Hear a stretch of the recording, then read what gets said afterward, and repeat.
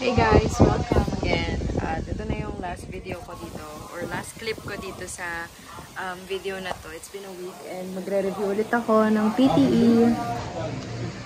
Yun lang. Tapos update pala, nag-message na yung sa e-bike at hindi pa sila hiningi nila yung parang chassis or strasis nung or motor number nung e-bike at hindi ko pa sila nare-replyan. Pero tingin ko, ipaprocess na nila yun as soon as possible.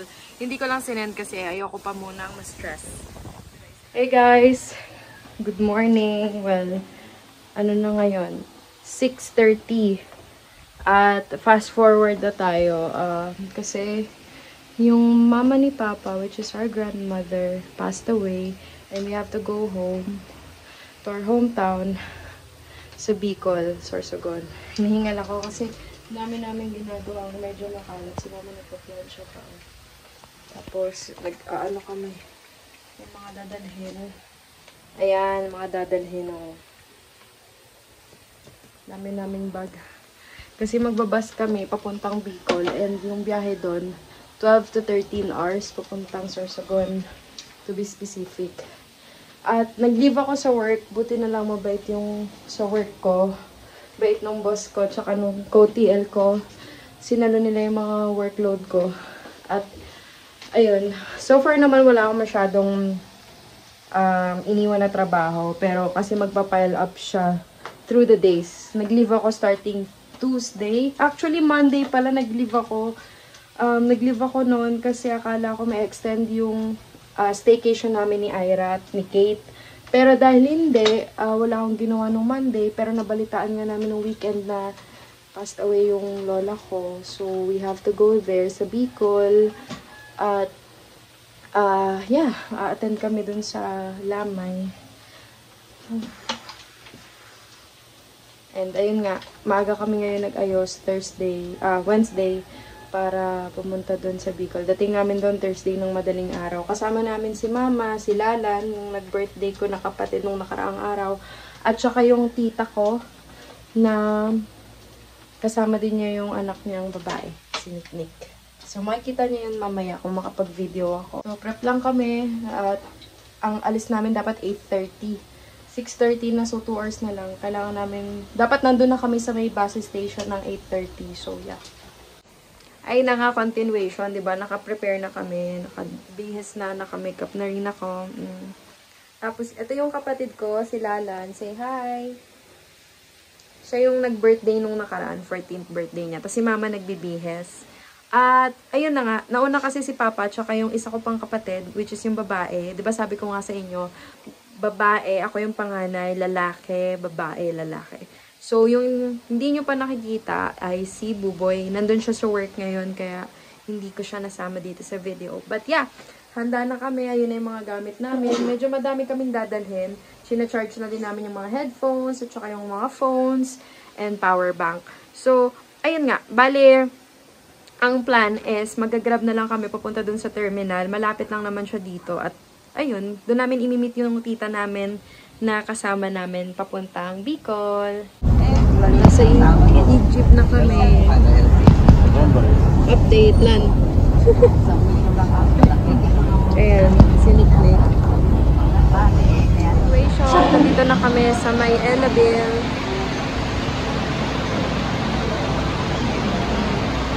Terminal ng bus. Sobrang init. Mabayad na sila Mama dun. Sobrang init. House. Update guys. Dito kami sa Jollibee. Kain lang kami kasi dito malamig. Dun sa may terminal sobrang init. At yung alis namin ay mamaya pang 4 PM yung dating ng bus. 12:48 pa lang. So mag-alauna pa lang. Kaya dito muna kami tatapay para malalas. See you later. Update ko kayo. Hindi ko na guys update. Tapos na kaming kumain at saka bumili ng mga food namin dun sa bus. At dumating na yung bus namin. Oo, okay na. O, yung bag lang. Ayan yung bus namin, nasasakyan. So, ayun lang. Medyo inaantok na talaga ako kasi ang aga ko nagising today para mag-prepare and looking forward na ako na matulog later. So, ayun nga. Mamaya matutulog kami ng mahaba-haba kasi yung biyahe namin, hindi ko alam kung nabanggit ko na kanina, pero yung biyahe namin 12 to 14 hours. So, ayun, may mga stopover naman in between, like 2 to 3 hours, 2 to 3 times stopover. Ayan na yung sasakyan namin. Kami yung pinakaunang pasahero, as bida-bida. Ayan na yung sasakyan namin. Ayan yung bus na sasakyan namin. Papuntang Gubat, Sorsogon. Vlog. Muna na daw kami sumakay ngayon. Ayan ang itsura ng bus dito sa Elabil. Pinakadulo kami, ang bango-bango dito. Ay, may CR! Ha? May saksina daw. Ayan. Oh, ganda. Alam, may natutulog pa dun sa dulo. Alam, kuya, may natutulog dito sa pwesto namin.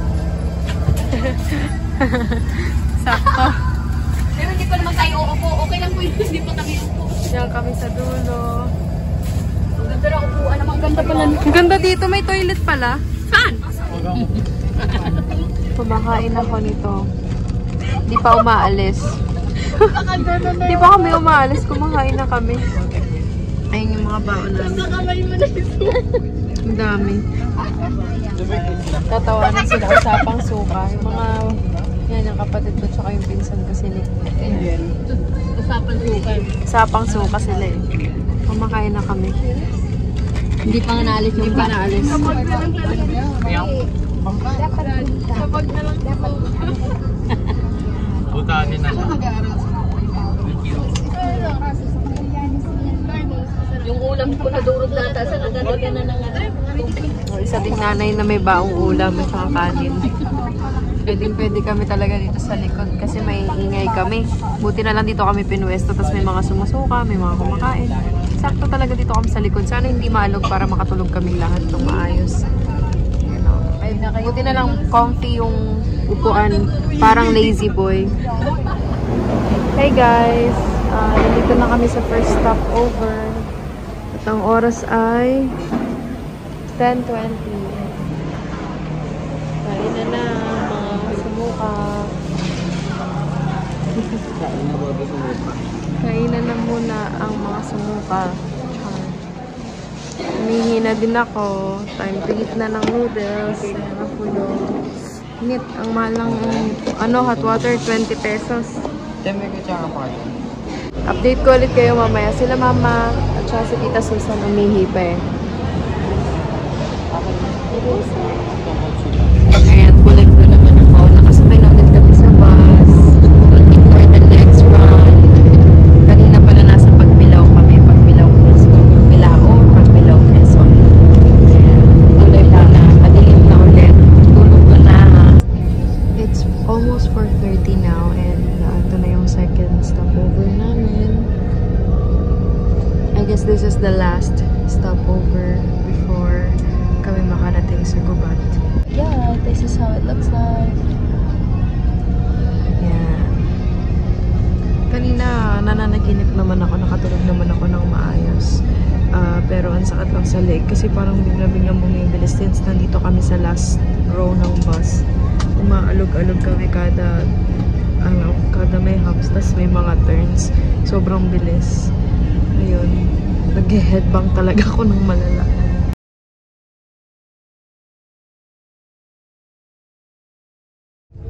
Hey guys, nandito na kami sa Albay update. Ayun yung mayon. Ayun yung mayon, no? Liliko na kami. Ayun, nakita saglit lang. Sakto yung video. Hey guys, update. Nandito na kami sa cottage ng tita ko. Ayan, dito kami mag-i-stay.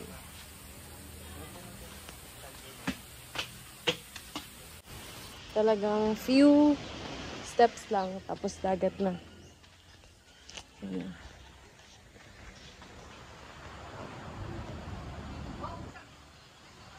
Ito alam kung kita siya. Meron na ding daanan ng motor dyan, ha?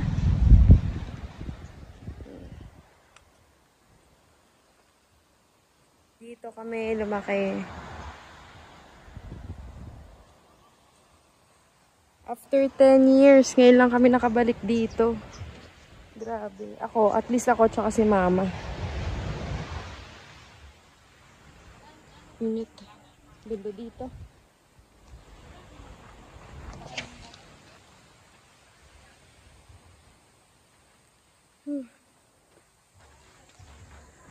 Dito muna kami.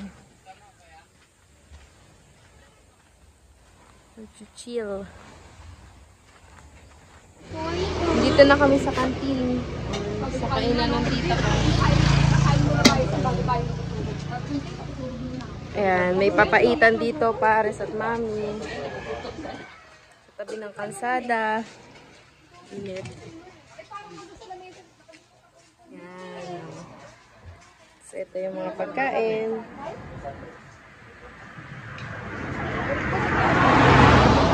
Ayun, ang buhay dito sa Gubat, Sorsogon.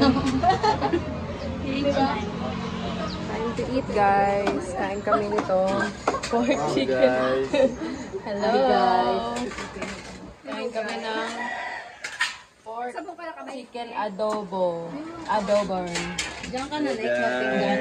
Tapos, yan, ginataang, ano yan? Papaya na may Bagungon. Bagungon. Suso. Hindi naman alam ang bagungon kasi. Update lang. Kakain kami. Nagkaw kami. Karaon, taka. Yan. Ganito yung tsura ng kusina dito.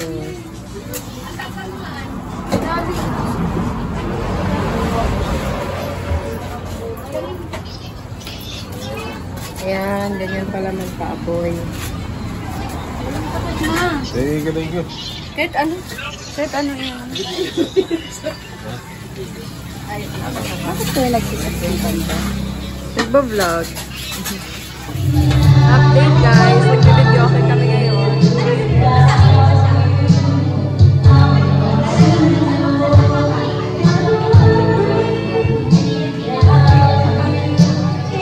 Alas 4 na. So, wala pa rin kaming tulog. Actually, nag-try akong umidlip. Mga 5 minutes. Nakaidlip naman ako. Ewan ko kung naririnig niyo ako kasi may kumakanta. Pero yun lang yung update. Tapos, walang tulugan talaga. Tingnan mo yung mag-smile.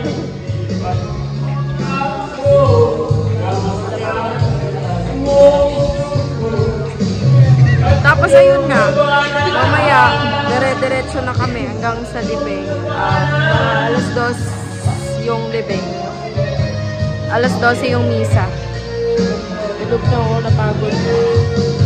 Lalan. Update, guys, nandito kami ngayon sa Gubat, Pamana Terminal. Yan. Magbubo kami para sa pag-uwi namin pa Manila, pabalik ng Manila. Siningit na namin to sa schedule para may maupuan kami na matino at makapagpa-reserve ng maayos. Ay pa, atras pa sa nata. Ayan, kasama ko si Susan, si Mama, saka si Papa, nandun na nauna lang. Papa-reserve kami. Kasi uwi na din.